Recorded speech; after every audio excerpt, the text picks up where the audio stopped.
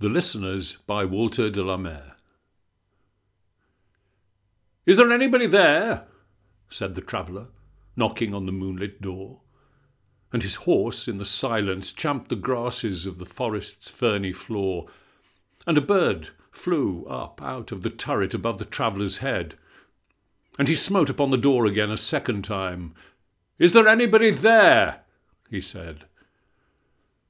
But no one descended to the traveller.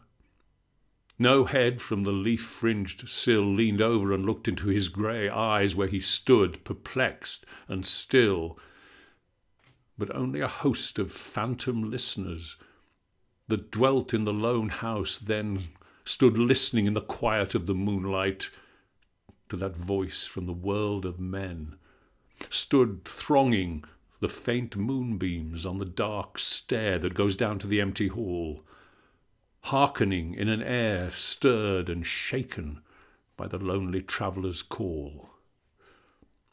And he felt in his heart their strangeness, their stillness answering his cry, while his horse moved, cropping the dark turf neath the starred and leafy sky. For he suddenly smote on the door even louder, and lifted his head. "Tell them I came, and no one answered, that I kept my word," he said.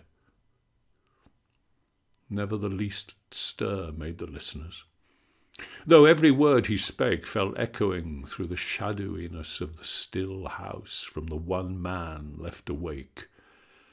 Aye, they heard his foot upon the stirrup, and the sound of iron on stone, and how the silence surged softly backward when the plunging hoofs were gone.